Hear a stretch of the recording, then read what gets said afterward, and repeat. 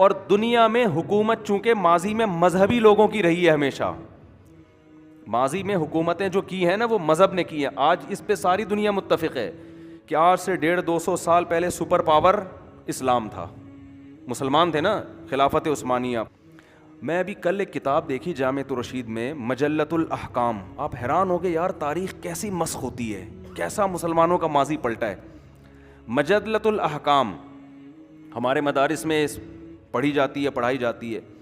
خلافت عثمانیہ میں جو اسلامک لا تھا نا، جو قرآن سے، حدیث سے، فقہ کی کتابوں سے اخذ کر کے ایک جزیے نہیں ہوتے، جیسے آپ جب کسی وکیل سے رابطہ کریں تو اتنی موٹی موٹی کتابیں دکھائے گا نا آپ کو،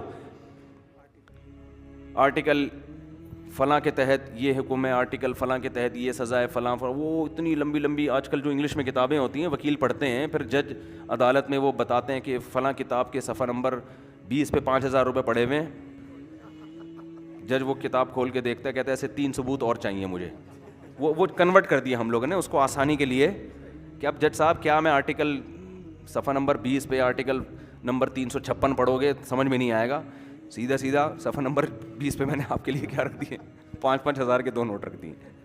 سمجھ رہے نا؟ تو جج بھی وہ دیکھ رہا ہوتا ہے، کہہ رہا ہے ٹھیک ہے یار چلو صحیح ہے. تو اسلامی عدالتوں میں نا وہ فقہ پڑھایا جاتا تھا. جیسے فتاوی عالمگیریہ، یہ وہ فقہ کی کتاب ہے جو 500 علماء نے عالمگیر بادشاہ رحمۃ اللہ علیہ کے حکم پہ ہندوستان کا لا مرتب کیا تھا، جس کو آج ہمارے لبرل لوگ اور جو لوگ فرقواریت پھیلاتے ہیں وہ کہتے ہیں سرکاری آرڈر پہ تیار کی گئی سرکاری مولویوں کا ایک. اصل میں چونکہ ان کو تو اسلام سے کوئی غرض ہی نہیں ہے نا بیچاروں کو، 1,000 سال مسلمانوں نے جس لا کو فالو کیا یہ اس کی ایسے دھجیاں اڑاتے ہیں کہ وہ اسلامی لا تھا ہی نہیں. اب یہ بتائیں گے ہمیں اسلامک لا تھا کیا، سمجھ رہے ہیں نا، یہ بتائیں گے آج کے ٹچے. تو اس کو ایسے کہتے ہیں سرکاری مولویوں کا لکھا ہوا.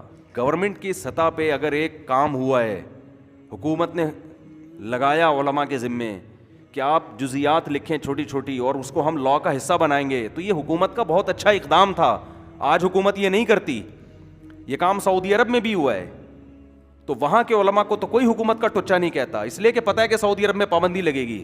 سعودی عرب کا یہ بہت اچھا اقدام تھا کہ اس نے علماء کے ذمہ لگایا کہ بھائی آپ جو قانون پہلے سے مرتب ہے وہ تو ہے، لیکن جدید مسائل میں علماء رائے قائم کر کے قانون کو مرتب کریں، تو بہت اچھا کام ہے.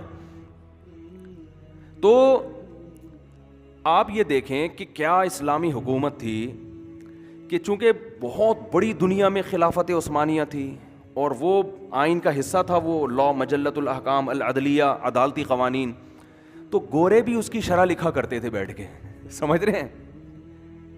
تو بہت سی شروحات اس کی گوروں نے لکھی، انگریزوں نے لکھی ہے. وہ عربی سیکھتے تھے کیونکہ دنیا کی ضرورت تھی وہ. تو حیرانی کی بات یہ کہ ایک گورا اس میں لکھ رہا تھا ایک شرح میں کہ یہ جو علماء یہ لفظ استعمال کرتے ہیں نا کہ یہ اقوال ہیں، ابو حنیفہ کا یہ قول ہے، امام ابو یوسف کا یہ قول ہے، فتویٰ اس قول پر ہے. یہ تو خالص علماء کی اصطلاح ہے نا، مفتہ بھی قول یہ ہے. تو گورا لکھ رہا ہے کہ اس میں مفتہ بھی قول یہ ہے، حالانکہ وہ اسلام کو نہیں مانتا. یعنی کیا اسلام کی ایک وہ گورے کیسے ہمارے ماتحت ہو کے رہا کرتے تھے کہ ہمارے قانون کی شروحات لکھا کرتے تھے. حدیث پہ ایک انگریز نے کام کیا ہے. یہ تو اب تو انٹرنیٹ پہ حدیث کا ریسرچ کرنا بہت آسان ہو گیا نا، گوگل پہ آپ حدیث کے 2-3 الفاظ لکھو پوری حدیثیں آ جاتی ہیں. جب تک یہ نہیں تھا گوروں نے حدیث کی شروحات لکھی ہیں، حدیث کی تحقیق کے لیے نا المعجم جسے کہتے ہیں. ہمارے یہاں جامعۃ الرشید میں دارالافتاء والارشاد میں گورے کی کتاب تھی. اس میں یہ تھا کہ آپ حدیث کا کوئی بھی لفظ ڈالو تو پھر آپ پوری حدیث آپ کیسے، ایک لفظ آپ کو معلوم ہے نا تو اس آپ کے لیے کیسے، وہ پوری عربی میں وہ لکھی کس نے ہے. کہتے ہیں نا ضرورت ایجاد کی ماں ہے، جس چیز کی ضرورت ہوتی ہے نا سارے اسی فیلڈ میں آگے جانے کی کوشش کرتے ہیں. تو گوروں کو پتا تھا یار جیسے چائنا کی ٹوپی ہے کہ نہیں ہے، نماز ہم پڑھ رہے ہیں ٹوپی ہم پہن رہے ہیں، بنا کون رہا ہے؟ چائنا بنا. اس کو پتا ہے یار میں مذہب کو مانوں نہ مانوں ٹوپیاں مارکیٹ میں بکیں گی بہت. تو گورے ہمارے ماتحت رہا کرتے تھے اور ہمارے حکام کی شروحات لکھ رہے ہیں، اور اس میں لکھ رہے ہیں ابو حنیفہ کا، گورا لکھ رہا ہے ابو حنیفہ کا یہ قول ہے، ابو یوسف کا یہ قول ہے، فتویٰ اس فلاں قول پر ہے، ٹھیک ہے نا، مفتہ بھی قول یہ ہے. لیکن وہ ساری چودراہٹ مسلمانوں کی خلافت عثمانیہ کے جاتے ہی ارطغرل ڈرامے تک محدود رہ گئی ہے. کم از کم طیب اردگان کا یہ خاندانی کام ہے، اور عمران خان کا بھی یہ خاندانی کام ہے کہ اس ارطغرل ڈرامے کو عمران خان نے ملک میں چلایا ہے۔ جب ہماری عمران خان سے ملاقات ہوئی تو انہوں نے کہا، وزیر اعظم نے بتایا کہ میں نے اس ڈرامے کو ملک میں پھیلانے کی کوشش کی ہے، اسی بیس پہ کوشش کی ہے کہ مسلمانوں کو اس کا اصل کلچر دکھایا جائے۔ عمران خان اچھا آدمی ہو یا نہیں ہو، یہ والا کام بہرحال اچھا کیا، کیونکہ میں کہیں کوئی تعریف کر دوں تو میرے پیچھے ایک یلغار کہ اس کو اچھا کہہ دیا تو مہنگائی اضافہ ہو گیا۔ میں کب کہہ رہا ہوں کہ سارے کام اچھے کر رہے ہیں بھائی عمران خان دوسری شادی نہیں کر رہا، بالکل بھی اچھا نہیں کر رہا یہ، ہاں نا، میرے لحاظ سے تو یہ بھی، آپ کو پاس وسائل بھی ہیں، آپ وزیر اعظم ہو، آپ کی صحت بھی ہے، آپ 4 عورتوں کو ٹھکانہ دے سکتے ہو، تو آپ کیوں ایک پر اکتفا کیا ہوا ہے آپ نے؟ بھائی سیدھی سی بات ہے، ہماری تو کھوپڑی میں یہ بات نہیں آتی۔ تو سارے کام عمران خان تھوڑی اچھا کر رہا ہے، مہنگائی میں اضافہ بھی ہو رہا ہے، سب کچھ ہو رہا ہے، لیکن یہ والا کام بہرحال کیا اچھا کیا۔ اس سے کم از کم مسلمانوں کو یہ پتہ چل گیا کہ ہم ہمیشہ سے مکھنچو نہیں رہے ہیں جیسے اب ہے نا ہم، ورنہ ہماری جو نئی جنریشن ہے نا وہ سمجھتی ہے ہم ہمیشہ سے ہی ایسے ہیں، بیکار فضول۔ ہماری نئی جنریشن یہی سمجھتی ہے ہم نے دنیا میں کبھی حکومت ہی نہیں کی ہے، ہمیشہ سے یہی ہمارے باپ تھے۔ ایسا نہیں ہے بھائی، بڑا خاندانی ہمارا ماضی تھا، بہت خاندانی ماضی تھا ہمارا، دنیا ہم سے پوچھتی تھی، دنیا ہم سے سیکھتی تھی۔ تو اور یہ زیادہ پرانے قصے نہیں ہیں، تھوڑا ہی عرصہ ہوا ہے، پورا ہندوستان تو ابھی کی بات ہے۔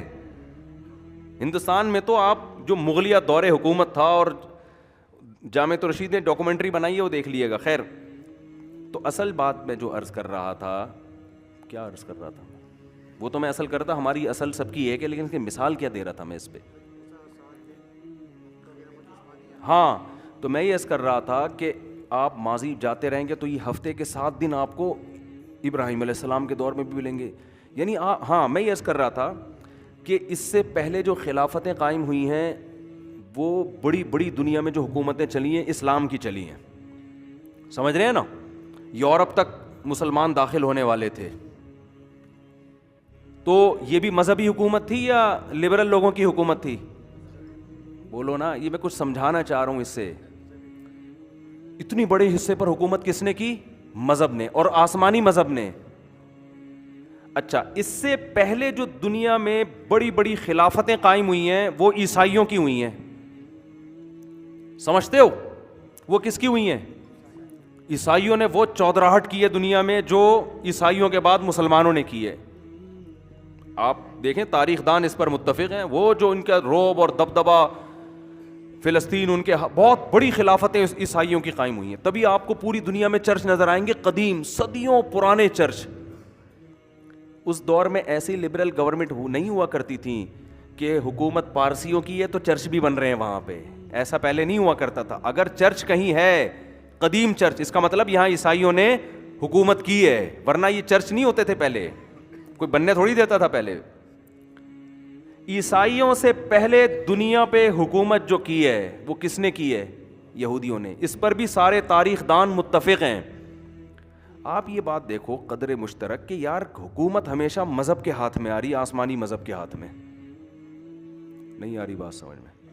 وجہ کیا ہے کہ آسمانی مذاہب کے علاوہ دنیا میں جتنے لوگ تھے نا وہ کسی ایک چھتری کے نیچے تھے ہی نہیں، ان کے پاس سرے سے کوئی لا تھا ہی نہیں، کوئی قانون تھا ہی نہیں، اور کوئی ایسی طاقت بھی نہیں تھی جو ان کو جمع کر دے کسی ایک لا پہ، کیونکہ ممکن نہیں تھا۔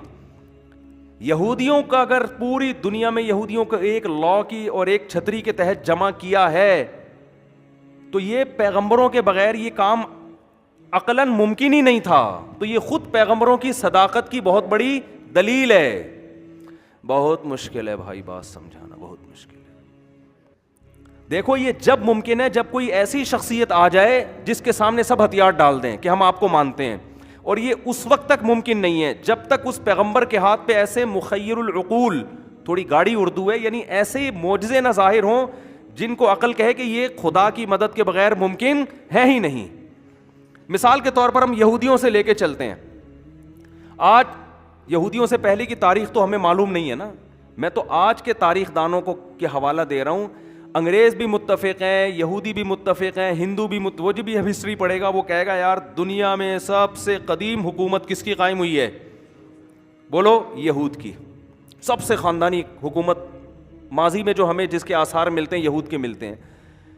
سوال پیدا ہوتا ہے ان کو ایک لا کے تحت جمع کس نے کیا, ان کو مہذب بنایا کس نے؟ اس وقت تو تہذیب تھی نہیں, تہذیب آپ کو یہودیوں میں ملے گی ماضی میں, اس کے علاوہ آپ کو تہذیب نہیں ملے گی. بہن سے نکاح کا آپ کو ملے گا ماضی میں ان لوگوں میں, ماں سے نکاح کے تصورات میں پارسیوں میں ہوتا تھا, ماں سے نکاح, پھپھی سے نکاح, خالہ سے نکاح, یہودیوں میں نہیں تھا. تو یہ ساروں کو ایک چھتری کے تحت جمع کس نے کیا؟ ظاہر ہے اس کے لیے کوئی ایسی شخصیت ہونی چاہیے جس کے ہاتھ پہ ایسی چیزیں صادر ہوں کہ لوگ کہیں کہ یار یہ خدا کی مدد کے بغیر ممکن نہیں ہے. ورنہ کیوں لوگ مانیں گے کسی ایک کو؟ سمجھ میں آ رہی ہے بات کہ نہیں آ رہی؟ ورنہ تو جس کی لاٹھی اس کی بھینس. اور لاٹھی کے ذریعے حکومت جو حاصل کرتے ہیں نا, یا تو پیچھے نظریہ ہوگا یا بدماشی ہوگی. اگر بدماشی ہوتی تو لا اتنا بہترین مرتب نہ کیا جاتا کہ جس میں ماں کے حقوق ہیں, جس میں باپ کے حقوق ہیں, جس میں زنا کو حرام قرار دیا جا رہا ہے, جس میں شراب کو حرام قرار دیا جا رہا ہے. یہودیوں کے مذہب میں تو شراب بھی حرام, سود بھی حرام, زنا بھی حرام. تو اگر یہ بدماشی کے ذریعے دنیا میں رائج ہوا تھا تو بدماش تو ان چیزوں کو حرام کرتا ہے, یہ اجازت کر دیتا ہے اس کی. وہ تو خود شراب پیتا ہے نا. اس سے صاف پتہ چلتا ہے کہ اس تحریک کے پیچھے جو دعوت تھی وہ بہت ہی پاکیزہ دعوت تھی, اور اس دعوت کو دنیا میں غالب اللہ نے کیا ہے, وہ بدماشی کے زور پہ غالب نہیں ہوئی ہے. اور پوری دنیا میں مذہب حکومت کر نہیں سکتا جب تک کہ پیچھے مذہب کی موٹیویشن نہ ہو. مذہبی لوگ کمزور ہو کے طاقتور پہ غالب آتے ہیں. جو مذہب سے دور لوگ ہیں نا, وہ کبھی کمزور ہو کے طاقتور پہ غالب آ نہیں سکتے, کیونکہ ان کو پتا ہے کہ ہم اگر قربانی دے کے غالب آئیں گے تو ہماری تو جان جائے گی نا. تو وہ تو دنیا کے لیے کام کر رہے ہوتے ہیں, تو وہ لڑیں گے کیوں؟ مجھے ایک بات بتاؤ, امریکہ افغانستان میں آیا, اگر آپ اس جنگ کو الٹا کر لو, امریکہ والے طالبان جیسے پاورفل ہوتے. امریکہ والے کتنے پاورفل ہوتے؟ طالبان جیسے. اور طالبان والے امریکہ جیسے کمزور ہوتے. سمجھ رہے ہو بات کو؟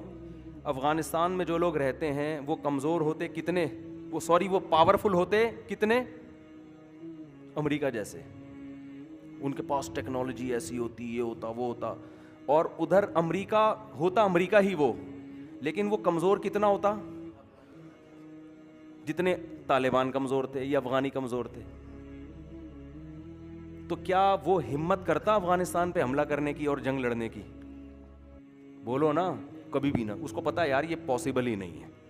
اب آپ کو نہیں بھائی, تمہاری فوجیوں میں جذبہ اتنا کوٹ کے بھر دو نا تم, کہ جو افغانیوں میں جذبہ ہے وہ ان امریکی فوجیوں میں کوٹ کے بھر دو, اور شہادت کے جذبے سے پٹ پٹائیں جا کے وہاں پہ. کہے گا بھائی کیوں لڑیں گے, میں اپنی فوج کو ختم کیوں کرواؤں, میرے پاس بچے گا کیا؟ ظاہر ہے اس نے جو حملہ کیا نا, وہ اس بیس پہ کہ اس کے پاس اتنی پاور ہے, اتنے وسائل ہیں, اس کو یہ یقین تھا کہ میں افغانستان پہ چند سالوں میں مکمل کنٹرول حاصل کر سکتا ہوں. لیکن سامنے جو لڑنے والے لوگ تھے, ابھی میں اس بحث میں نہیں جا رہا کہ وہ لڑنے والے صحیح تھے یا غلط تھے, کیونکہ امریکہ بھی میرا بیان سنتا ہے, تو میں فی الحال یہ رسک نہیں لینا چاہتا کہ میں ان کو صحیح کہوں یا غلط کہوں. غلط کہوں تو وہ مجھے ماریں گے, صحیح کہوں تو وہ مجھے مارے گا. ہم اس بحث میں ہی نہیں پڑھتے, ہم تو مثال دے رہے ہیں. مثال دینے پر گورنمنٹ کی طرف سے کوئی پابندی نہیں ہے. ہم کہہ رہے ہیں وہ دہشت گرد تھے, جو بھی تھے یار, فرض کر لو, لیکن تھے کمزور, یہ تو امریکہ بھی مانتا ہے. لیکن سوال پیدا ہوتا ہے وہ دبے کیوں نہیں, ختم کیوں نہیں ہوئے؟ سوال پیدا ہوتا ہے کہ یار اتنی بڑی پاور 20 سال میں اس تحریک کو جڑ سے ختم کیوں نہیں کر سکی؟ اس کا جواب امریکہ بھی یہی دے گا کہ یار وہ لڑ رہے ہیں خدا, ان کا یہ ان کے جذبہ ہے کہ یار یہ ہم مرنے کے بعد جنت میں جاتے ہیں. یہ ان کا کسی نے ان کو غلط فہمی, امریکہ کے بقول کسی نے غلط سافٹ ویئر ان میں کیا کر دیے ہیں, انسٹال کر دیے ہیں. ان کو یہ الو بنا دیا معاذ اللہ کہ یار یہ جنت میں جائیں گے. تو یار آپ اپنی قوم کو بنا دو الو, کتنا ٹائم لگتا ہے؟ نہیں آئی بات سمجھ میں؟ تو یار آپ اپنی قوم کو بنا دو نا. آپ بولو یار تم جنت میں جاؤ گے شہید ہونے کے بعد, تو وہ بھی جنت کی حور میں, انہوں نے حوروں کے قصے سنے ہوئے ہیں افغانیوں نے کہ حور ملتی ہے, یہ ہوتا ہے, وہ ہوتا ہے.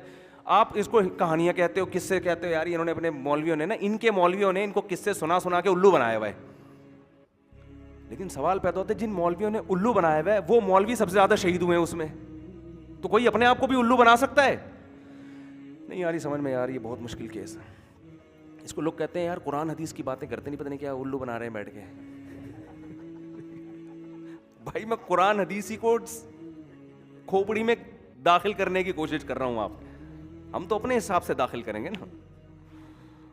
تو اب میں اپنی بات کو دوبارہ دہراتا ہوں کہ بھائی وہ اتنے کمزور تھے, پھر بھی یہ افغان قوم اپنے ملک کی اصلاح چاہتی نہیں ہے نا.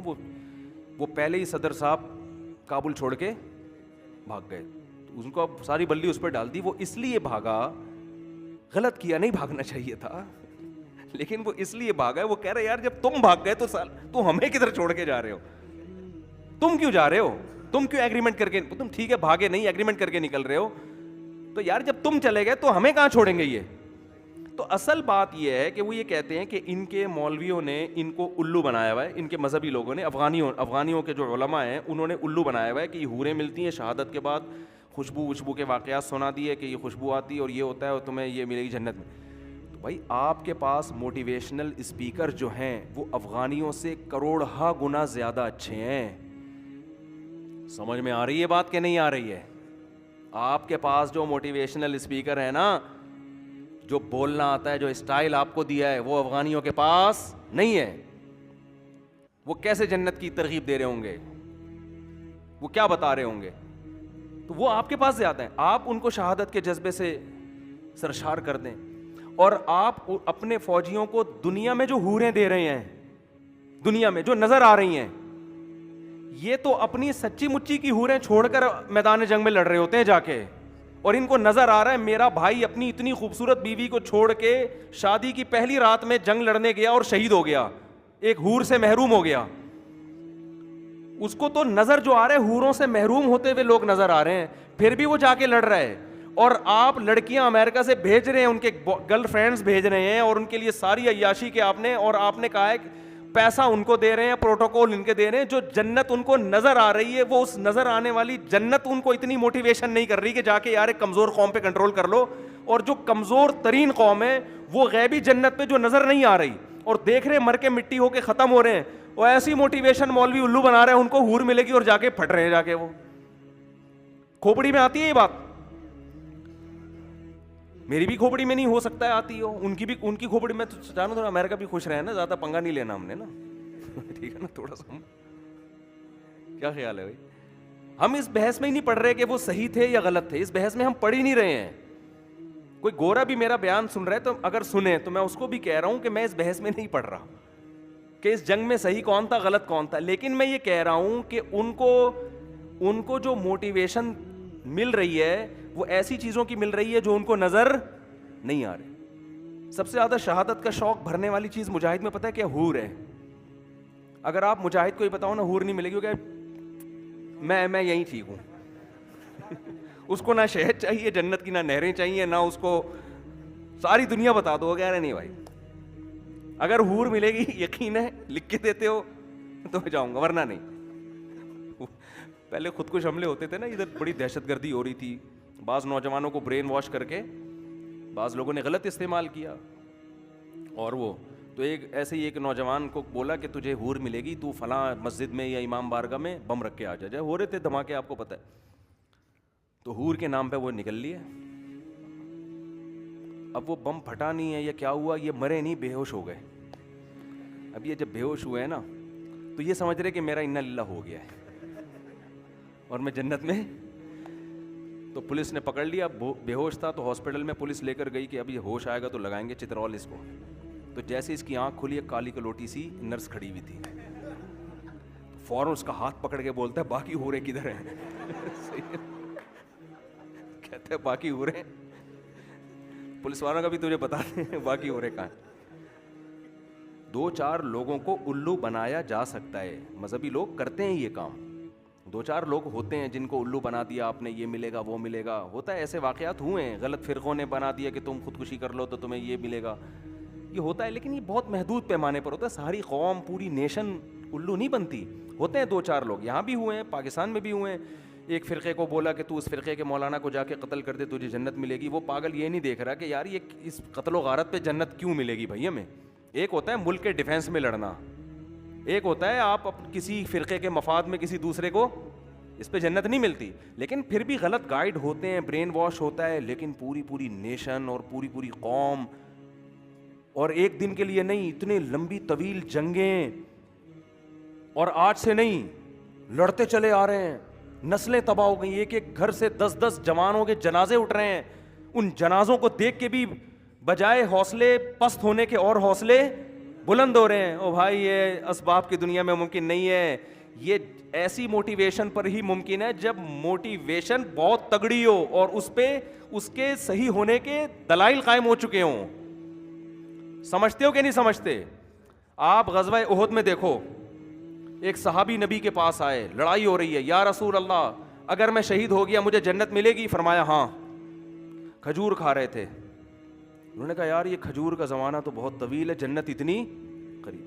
دیکھو یہ ابھی آپ کہہ رہے ہو کہ ماشاءاللہ ان کا ایمان اتنا مضبوط تھا, جنگ لگی ہوئی ہو نا سامنے, اور پھر کوئی مولوی کہہ دے مرے گا تو جنت میں جائے گا, آدمی کہے گا تو مر جا کے میں پھر میں نہیں جا رہا جنت میں. حقیقت بتا رہا ہوں آپ کو میں, یہ واقعہ ہلکا نہیں ہے. کوئی بھی نہیں لڑتا جا کے, جب جنگ چھڑتی ہے دھماکے ہوتے ہیں آدمی کہتا ہے نکل بھائی یہاں سے, ٹائم پہ جنت میں جائیں وہ زیادہ بہتر ہے ٹائم سے پہلے. اور وہ صحابی ٹائم سے پہلے جنت میں جانے کی کوشش کر رہے ہیں. ٹائم تو یہ تھا کہ بھئی کچھ کھجوریں کھا لوں, طاقت آئے گی جسم میں, پھر جا کے لڑوں گا میں. لیکن ان کو اتنا یقین یار یہ کھجور ختم ہونے کا زمانہ تو بہت طویل ہے, جنت بالکل سامنے ہے. گئے لڑے اور شہید ہو گئے. وجہ کیا تھی؟ انہوں نے پیغمبر کے معجزے اپنی آنکھوں سے دیکھے. پیغمبر کی دیکھو جو بھی شعبد بازیاں دکھاتا ہے نا اس کی سیرت بے داغ نہیں ہوتی. آپ کو جتنے دنیا میں شعبد باز نظر آئیں گے 1 نمبر کے 2 نمبر ہوں گے. وہ حقیقت بتا رہا ہوں. آپ کی گھڑی بتا دی کون سی پہنی ہوئی, ہوتا ہے نا یہ بات. آپ کے پٹوا دیے بھی پتہ نہیں کس نے نیل لگا دیا ہے, یہ گھر سے نہیں لگائی ہے. ہمارے ایک شاگرد کو میں نے یہ دھونے کے لیے دیا, اس نے پتہ نہیں کیا دھبا لگا دیا, میں بار بار اس کو یوں کر کے چھپا رہا ہوں. ٹھیک ہے نا, اب یا تو یہ پورا ہی نیلا کر دو, اب یہ ایک دھبا اتر نہیں رہا. یہ تو کیا ہوتا ہے کہ انہوں نے پیغمبر کے معجزے اپنی آنکھوں سے دیکھے. ہمیں عرض کر رہا تھا کہ جو شعبدے باز ہوتے ہیں نا وہ 2 نمبر ہوتے ہیں. آپ ان کی محفل میں بیٹھو گے تو آپ کو لگے گا یہ بندہ باتوں کو گھمانے کا ماہر ہے. وہ شعبدے کر اس لیے ہوتے ہیں کہ لوگوں سے پیسہ گھسیٹیں. گورے میں ایک اچھی بات پتہ ہے کیا ہے؟ گورے جب شعبدے بازیاں دکھاتے ہیں نا اس کو روحانیت کا ٹوپی ڈرامہ نہیں لگاتے اس پہ, وہ کہتے ہیں میجک ہے, بس نظر کا دھوکہ ہے. لوگ پھر بھی کلیپنگ کرتے ہیں, تالیاں بجاتے ہیں, پیسے دیتے ہیں, یہ جائز ہے. جیسے میجک شو ہوتے ہیں نا گوروں کے یوٹیوب پہ, بہت پڑے ہوئے ہیں, وہ بہت عجیب کرتب دکھاتے ہیں, تو وہ کبھی نہیں کہتے ہمیں خدا سے ہمارا لنک ہے اور ہم جنات بھگاتے ہیں, ہم چڑیلیں بھگاتے ہیں اور ہم بہت نیک ہیں, لوگ پھوکے لگوا رہے ہیں. گورا صاف بات کرتا ہے بھائی یہ نظر کا دھوکہ ہے, یہ ہمارے ہاتھوں کا کمال ہے. لیکن لوگ اس پہ حیران ہوتے ہیں یار ہے بڑی ہاتھ کی صفائی. ہمارے ہاں کیا ہوتا ہے کہ اس میں نا یہ روحانی ٹوپی ڈرامے شعبدے دکھاتے ہیں, رنگ کیا ڈال دیتے ہیں اس میں؟ کرامت کا. میرا اللہ سے تعلق ہے اور بس میں خاکسار بس کیا کروں, یہاں انسانیت کی خدمت کے لیے بیٹھا ہوا ہوں. داڑھی رکھی ہوئی ہوگی, چہرے پہ نور کے ڈسٹیمپر کیے ہوئے ہوں گے, خوبصورت سی پگڑی ہوگی, اور حاجی پاجی بھی ہوگا, حج پہ بھی جا رہا ہوگا, تبلیغ میں بھی کچھ الو بنانے کے لیے وقت لگاتا ہوگا, اور درود شریف پڑھے گا شعبدے دکھانے سے پہلے 11 دفعہ نا, اول آخر 11 دفعہ درود شریف پڑھے گا. لوگوں کو لگے گا قرآن پڑھ کے شعبدہ دکھا رہا ہے. تو قرآن کے نام پہ یہ الو کام, یہ وہی ہے جو میجک جو گورا کرتا ہے, لیکن گورا بتا کے کرتا ہے یہ میجک ہے, یہ میں کوئی روحانی بزرگ نہیں ہوں, یہ شو ہے, پیسے دے نکل پتلی گلی سے یہاں سے, ٹھیک ہے نا, تجھے میں نے کرتب دکھایا کچھ کیا. یہ نہیں کرتے. پھر جب ان کو پیسے تو کہتے ہیں ارے نہیں یہ مٹی ہے, مٹی, پیسہ نہیں, ہم تو انسانی خدمت کے لیے بیٹھے ہیں. لوگ پھر اور بریف کے بھر کے دیتے ہیں. حضرت ہم تو ایسا بندہ تلاش کر رہے تھے جس کے دل میں پیسے کی محبت نہ ہو. تو یہ 2 نمبر لوگ ہوتے ہیں. تو اس بارے میں گورے کی تعریف کروں گا. ان لوگوں کے ہاں اس ٹائپ کی 2 نمبر ہی نہیں ہے, اس ٹائپ کی 2 نمبر ہی نہیں ہے. یہ روحانیت کے نام پہ نا الو بنانے کا کام جتنا مذہبی لوگ کرتے ہیں اتنا گورا نہیں کرتا. خیر, تو میں یہ عرض کر رہا تھا یہ جو اتنا یقین آیا اور اتنا یقین یہ جھوٹی موٹیویشن پہ ممکن ہے نہیں. جیسے اب امریکہ کا یار ان کے مولویوں نے جنت کی لالچ میں الو بنایا ہے, تو جن مولویوں نے الو بنایا نا وہ مولوی سب سے زیادہ کٹ رہے ہیں میدان جنگ میں جا کے, ٹھیک ہے نا, وہ سب سے زیادہ قربانیاں دے رہے ہیں, سمجھ رہے ہو, ان کی چاہت ہے کہ ہم جائیں پہلے, ہم فرنٹ پہ ہوں, ہماری شہادت, دعائیں مانگ رہے ہیں شہادت کی. تو بھائی یہ ایسے ممکن نہیں ہے کہ اتنی بڑی قوموں کو, اور آج سے نہیں, اصل بات میں جو کر رہا تھا کہ یہ یہودیوں نے جو پوری دنیا پہ حکومت کر لی, یہ بھی اسی وقت ممکن تھا جب ان کو یقین تھا کہ ہم لڑ کے شہید ہو کے جائیں گے کہاں, جنت میں. اس جذبے کے بغیر اتنی بڑی بڑی طاقتور قوموں سے لڑ کے ان سے حکومت چھیننا ممکن تھا ہی نہیں. ورنہ آپ کیا سمجھتے ہو, کسی کی زمین پہ آپ قبضہ کرنے کی کوشش کرو, وہ دے دے گا آرام سے. تو جب یہودیوں کا مذہب ٹھیک تھا, وہ دنیا میں غالب آئے, پھر عیسیٰ ابن مریم کے معجزے عیسائیوں نے دیکھے. وہ بہت تھوڑے تھے عیسائی اس وقت دنیا میں. یہودیوں نے ان معجزوں کو دیکھ کر انکار کیا, حالانکہ یہودی مانتے تھے, جانتے تھے یہ اللہ کے برحق نبی ہیں, تو وہ مجرم ہو گئے نا. اب ان کو اندازہ ہو گیا کہ ہم غلط دین پر ہیں. اب جب آدمی کو پتا ہوتا ہے میں غلطی پر ہوں, تو لڑنے کے لیے جو موٹیویشن چاہیے وہ موٹیویشن اس کے پاس نہیں ہوتی, کیونکہ لڑائی دو طرح سے ہوتی ہے, یا تو موٹیویشن تگڑی ہو, یا اسلحہ اتنا ہو کہ آپ کو پتا ہے کہ محلے کا بدماش میں ہوں, صحیح ہوں غلط ہوں, حکومت میرے پاس ہی آئے گی. ارے ایک آدمی کے پاس بم ہے یا کلاشن کوف ہے, وہ صحیح ہے غلط ہے, وہ چور ہے, وہ آپ سے پیسے لے لے گا, بولے گا بھائی تو صحیح ہے غلط ہے, میں جہنم میں جاؤں, پاور کس کے پاس ہے, میرے پاس. تو آپ یا تو پاور کی بیس پہ لڑو گے, یا کس بیس پہ لڑو گے کہ آپ کو پتا ہے میں کمزور ہوں لیکن میرے ساتھ خدا ہے, اور میں شکست بھی کھا گیا تو مجھ سے اللہ خوش ہوگا. تو اب دیکھو عیسائی دنیا میں کتنے تھوڑے تھے. ایک عیسیٰ ابن مریم پہ چند لوگ ایمان لائے نا, اور پوری یہودیوں کی حکومتیں کھڑی ہوئی تھیں ان کے مقابلے میں, اسرائیل کی, یروشلم کی, فلسطین میں جو ان کی خلافت تھی. لیکن عیسائیوں کی وجہ سے وہ خلافت دھڑام سے نیچے آئی ہے, حالانکہ اتنے تھوڑے تھے, ایسے پھیلے ہیں. کیوں؟ اس لیے کہ اس موٹیویشن کے لیے عیسیٰ ابن مریم کے اتنے معجزے دیکھ رہے ہیں کہ حضرت بھائی بیٹھ جاؤ نیچے, کہہ رہے ہیں قم باذن اللہ, اللہ کے حکم سے مردے کو کہہ رہے ہیں کھڑا ہو جا, مردہ کھڑا ہو گیا. تو یہ ایسی اللہ جب مذہب کو پھیلانا چاہتے ہیں نا تو ایسے معجزے دکھاتے ہیں تاکہ ایک دفعہ یہ اسٹیبل ہو جائے. تو ابتدا میں اسٹیبل کرنے کے لیے, ان کو پاور دینے کے لیے, موٹیویشن کے لیے معجزے دکھائے کہ جو شخص پیدائشی نابینا ہے ان کی آنکھوں پہ ہاتھ رکھا جا رہا ہے اور وہ آنکھیں ان کی بحال ہو رہی ہیں, بینائی لوٹ رہی. اور پھر ان کی سیرت کو ایسا بنایا جاتا ہے کہ لوگ دیکھتے ہیں کہ یار یہ شعبدے باز ہو نہیں سکتے, کیونکہ شعبدے بازوں کی سیرت ایسی ہوتی نہیں ہے. لڑائی کے میدانوں میں یہ خود سب سے آگے ہوتے ہیں. جیسے حدیث میں آتا ہے رسول اللہ صلی اللہ علیہ وسلم گھمسان کی جنگ میں صحابہ کہتے ہیں جب لوگوں کے قدم اکھڑتے تھے تو نبی صلی اللہ علیہ وسلم کے پیچھے چھپ جایا کرتے تھے. اگر کوئی دنیا کی لالچ میں یہ کر رہا ہوتا ہے نا تو وہ قربانی کے لیے کبھی بھی اپنے آپ کو آگے نہیں رکھتا. وہ کہہ رہا ہے میں ہی مر گیا تو یہ تو سارا کیا کرا ہے ختم, میں مرنے کے لیے تھوڑی کر رہا ہوں یہ سب کچھ. یہ وہی کرتا ہے جس کو خود یقین ہو. تبھی نبی صلی اللہ علیہ وسلم نے فرمایا لوددت ان اقتل فی سبیل اللہ ثم احیا ثم اقتل ثم احیا ثم اقتل ثم احیا ثم اقتل. میری یہ خواہش ہے کہ میں اللہ کے راہ میں قتل کیا جاؤں, پھر زندہ کر کے قتل کیا جاؤں, پھر زندہ کر کے قتل کیا جاؤں, پھر زندہ کر کے پھر قتل کیا جاؤں. پھر آپ صلی اللہ علیہ وسلم نے اپنے پہرے بھی ہٹا دیے. قرآن میں آیا نا کہ واللہ یعصمک من الناس, اے نبی آپ جو تبلیغ آپ کے ذمے ہے آپ بھرپور طریقے سے یہ فریضہ ادا کریں, لوگوں سے نہ ڈریں, اللہ آپ کو لوگوں سے بچا لے گا. جب یہ آیت نازل ہوئی تو آپ نے اپنے باڈی گارڈ ہٹا دی. علماء نے لکھا ہے یہ خود بھی نبی صلی اللہ علیہ وسلم کا ایک معجزہ ہے, کیونکہ آپ پہ جو کلام نازل ہو رہا ہے نا اگر اس کا آپ کو خود یقین نہ ہوتا تو آپ ہٹاتے اپنے گارڈ ہے بھائی, آپ تھوڑی ہٹاتے اپنے گارڈ. تو جھوٹا آدمی جو, جیسے وہ ایک مشہور قصہ ہے نا, ایک جھوٹا پیر تھا, اس نے کہا کہ یہ دریا جو بسم اللہ کر کے پار کرے گا وہ پار ہو جائے گا. تو اس کے مریدوں کو کہیں اللہ پہ یقین ہوگا, بسم اللہ کیا پار ہوگا, اللہ نے کوئی مدد کی ہوگی, کرامت ہو گئی ہوگی. تو اب مریدوں نے کہا حضرت اب آپ بھی بسم اللہ کر کے آئیے. وہ محترم کی ہوا اکھڑ گئی کہ بھائی میں مرمرا نہ جاؤں. تو پول پٹیاں کھل گئی نا.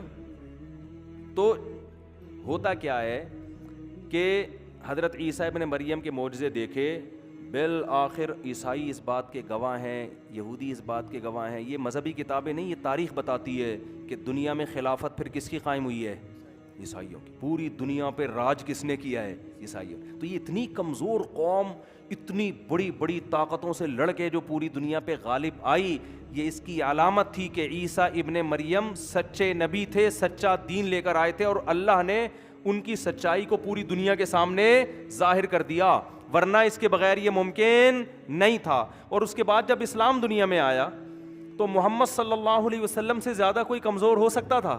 13 سال مکہ میں اپنی جان بچانا مشکل, اتنے کمزور کہ مدینہ سے ہجرت کرنے کے لوگ قتل نہ کر دیں.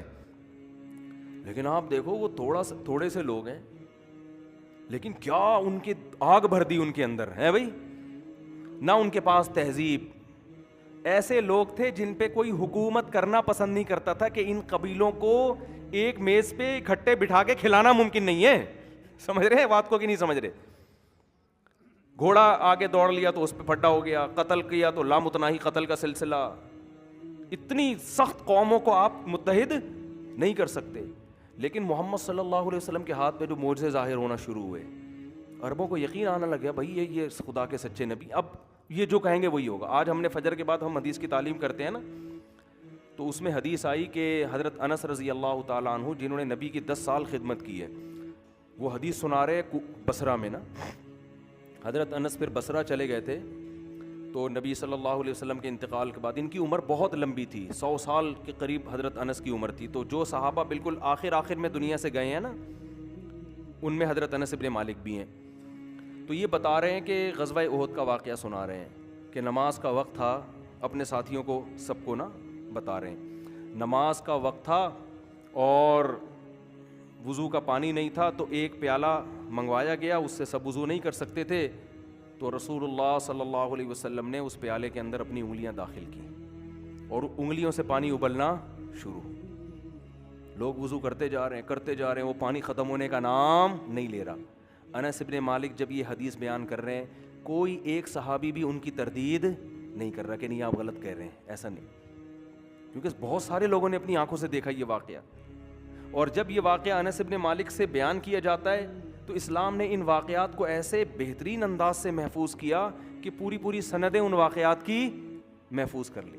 یعنی عیسائیت کی تاریخ آپ پڑھیں گے, جو تاریخ دان ہے کتابیں لکھ رہا ہے بس, لیکن اسلام کی پڑھیں گے نا, حدثنی فلان قال حدثنی فلان قال حدثنی فلان. جیسے میں ایک بیان کرتا ہوں نا, اسلامی تاریخ تو ایسی خاندانی محفوظ ہوئی ہے کہ اس سے زیادہ حفاظت کسی تاریخ کی ممکن تھی نہیں, کیونکہ اب اللہ کا آخری مذہب آیا نا دنیا میں. اللہ نے کہا ایسی حفاظت کر کے دکھاؤں گا کہ گورا بھی منہ میں انگلیاں ڈال دے گا, بولے گا یار ایسی کسی ہسٹری کی حفاظت کا تصور ممکن نہیں ہے. میں اکثر ایک سند پیش کرتا ہوں نا, دیکھو اسلامی تاریخ میں واقعات ہوئے ہیں, یہ سن میں ہجرت ہوئی, یہ ہوا وہ ہوا. اسلامی تاریخ کا ایک حصہ نبی کا حلیہ بھی ہے نا, کہ ہمارے نبی کا حلیہ کیسا تھا. سمجھ رہے ہیں؟ اتنی سی بات ہے کہ نبی کے 2 دانتوں کے درمیان میں خلا ہے, یہ چھوٹی سی بات ہے نا, ارے اس کا ہسٹری سے کوئی بڑا تعلق نہیں ہے, لیکن اس کو کیسے بیان کیا جا رہا ہے. امام ترمذی کہہ رہے ہیں حدثنی عبداللہ ابن عبد الرحمن, مجھ سے عبداللہ بن عبد الرحمن بیان کرتے ہیں. وہ کہتے ہیں حدثنا عبد العزیز ابن ابی ثابت الزہری, وہ کہتے ہیں مجھ سے عبد العزیز ابن ابی ثابت الزہری نے بیان کیا. وہ کہتے ہیں مجھ سے اسماعیل ابن ابراہیم نے بیان کیا. وہ کہتے ہیں وہ اسماعیل ابن ابراہیم جو ابن اخی موسیٰ ابن عقبہ, جو موسیٰ ابن عقبہ کے بھتیجے ہیں, انہوں نے بیان کیا. وہ کہتے ہیں مجھ سے موسیٰ ابن عقبہ نے, میرے چچا نے بیان کیا. موسیٰ ابن عقبہ کہتے ہیں مجھ سے قریب نے بیان کیا, جو عبداللہ بن عباس کے شاگرد ہیں. وہ کہتے ہیں مجھ سے عبداللہ بن عباس نے بیان کیا. وہ کہتے ہیں میں نے نبی صلی اللہ علیہ وسلم کو دیکھا, کان النبی افلج ثنیتین, کے نبی کے 2 دانتوں کے درمیان خلا تھا, گیپ. یہ ہے اسلامی تاریخ. اتنی سی بات کو بیان کرنے میں تکلفات دیکھو. گورا اٹھ کے کہے گا یار یہ عبد الرحمن یہ سب فرضی سند فرض کر لی, ہم کہیں گے نہیں بھائی. امام ترمذی پہ درجنوں مورخین کی کتابیں موجود ہیں کہ امام ترمذی کون تھے. میں تو امام ترمذی کی قبر پہ بھی گیا ہوں نا ترمذ میں, درجنوں کتابیں مورخین ملیں گے, گورے مل جائیں گے جنہوں نے امام ترمذی پہ لکھا ہے, اس سن میں پیدا ہوئے, اس سن میں انتقال ہوا. امام ترمذی کے بارے میں لوگوں کی رائے کیا تھی؟ ثقہ آدمی تھے, خدا نہ خواستہ کوئی نقل کفر نباشت توہین مقصد نہیں ہے, کوئی خدا نہ خواستہ کوئی غلط ایکٹیویٹیز میں تو نہیں تھے, کوئی خدا نہ خواستہ ایسا تو نہیں جھوٹ چیزیں گڑھتے ہوں. یہ سارے تبصرے آپ کو اس دور کے مورخین کے مل جائیں گے امام ترمذی کے بارے میں کہ نہیں بھائی ثقہ تھے, حجت تھے, پرہیزگار تھے, تہجد گزار تھے, برائی سے بچتے تھے, ان کی اتنی تصانیف ہیں, ان پر اس وقت کے اتنے علماء نے اعتماد کیا. پھر امام ترمذی بیان کرتے ہیں عبداللہ ابن عبد الرحمن سے, عبداللہ بن عبد الرحمن کے بارے میں بیان کرنے والے درجنوں کتابیں آپ کو مل جائیں گی. فلاں سن میں پیدا ہوئے, فلاں سن میں انتقال ہوا. اس زمانے کے علماء کا تبصرہ. یہ اکیلے ایسے نہیں تھے جن کو صرف امام ترمذی جانتے تھے. آپ کو پتہ ہے اگر کوئی حدیث کا راوی کسی ایسے شخص سے روایت کرتا ہے جس کو اس حدیث کے راوی کے علاوہ کوئی نہیں جانتا, وہ روایت مسترد کر دی جاتی ہے کہ بھئی یہ تو آپ ہی ذکر کر رہے ہیں عبداللہ بن عبد الرحمن کا, مارکیٹ میں آپ کے علاوہ کوئی جانتا ہی نہیں ان کو, ایسا تو نہیں آپ نے گھڑ لیا ہو ان کو, یہ ہیں کون؟ تو وہ بتاتے ہیں بھئی یہ وہ ہیں جن سے فلاں نے بھی روایت کی, جو فلاں بھی اس کے شاگرد, فلاں بھی اس کے شاگرد, فلاں بھی اس کے شاگرد, ان کے فلاں فلاں جگہ سفر ہوئے, جن جن جگہ سفر ہوئے ان کی ان شہروں کی کتابیں اٹھا کے دیکھیں, ان شہروں میں ان کا تذکرہ ملے گا آپ کو. نہیں آ رہی میرا خیال ہے بات سمجھ میں. عبداللہ ابن عبد الرحمن, وہ کہتے ہیں عبدالعزیز ابن ابی ثابت الزہری, کتنا بڑا نسب عبدالعزیز. پھر ابا کا نام کیا تھا؟ ابن ابی ثابت, اور قوم کیا تھی, لقب نسبت کی طرف زہری. پھر آپ جب جائیں گے نا عبدالعزیز ابن ابی ثابت الزہری کے ترجمہ میں, ان کے حوال پڑھنا شروع کریں گے کتابوں میں, مورخین نے جو لکھی ہیں, تو ایک ایک عبدالعزیز نام کے کتنے لوگ گزرے ہیں. یہ وہ تھے جن کے ابا کا یہ نام تھا, بہت سارے ایسے ہیں جن کے ابا کا نام بھی سیم ہے, تو پھر ان کی کنیت یہ تھی, یہ وہ والے نہیں ہے بلکہ یہ وہ والے ہیں. ایک ایک چیز کو ایسا کلیئر کیا ہے, اور تاریخی واقعہ بیان کیا جا رہا ہے. کیا کیا جا رہا ہے؟ اتنا سا کہ 2 دانتوں کے درمیان میں کیا تھا. تو بھائی یہ موٹیویشن ہے جنہوں نے بڑی بڑی طاقتوں کو مسلمانوں کے سامنے زیر کیا ہے, کہ ایسا ہی نہیں جنت کی حور کا تذکرہ آ گیا بھائی مولوی صاحب کس نے کہا, وہ مولوی پوری سند بیان کرے گا, ٹھیک ہے نا, پیغمبر نے کہا. بھائی یہ ہم کیسے مان لیں یہ اللہ کے نبی تھے کہ یہ جنت کی حوروں کا جو تذکرہ کر رہے ہیں یہ اللہ نہیں کہا ہے. تو ان کے پیغمبروں کے معجزات بھی سندوں کے ساتھ, اور اس دور میں جو لوگ آپ پر ایمان لائے اور کتنے تھوڑے سے ہو کہ ان کو ایسی موٹیویشن ملی ہے کہ دنیا کی بڑی بڑی طاقتوں کو انہوں نے زیر کر دیا. 100 سال کے عرصے میں, 150 سال کے عرصے میں ایسی اسلامی خلافتیں.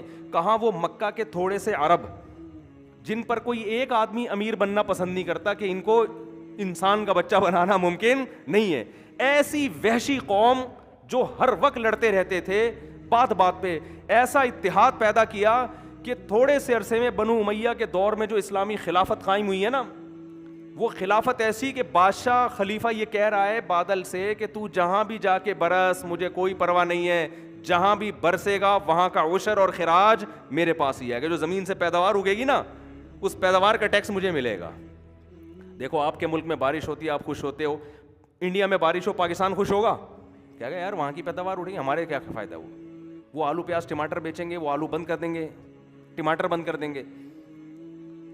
مجھ پہ کوئی دھمکی کا اثر نہیں ہوا تھا جب انڈیا نے کہا تھا ہم ٹماٹر بند کر دیں گے آپ کے.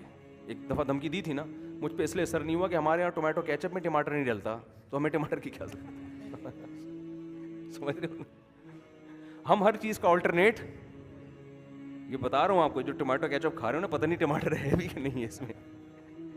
دودھ آپ ڈبے کا پی رہے ہو, پتہ نہیں یہ دودھ بھی ہے کہ نہیں ہے.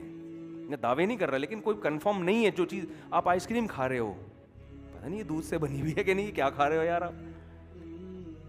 تو ہمارے یہاں کوئی پتہ نہیں, ہم ہر چیز کا آلٹرنیٹ, تو ہمیں نہ ٹماٹر چاہیے نہ آلو چاہیے نہ کچھ بھی نہیں چاہیے, ہم سب کچھ بنا سکتے ہیں الحمدللہ.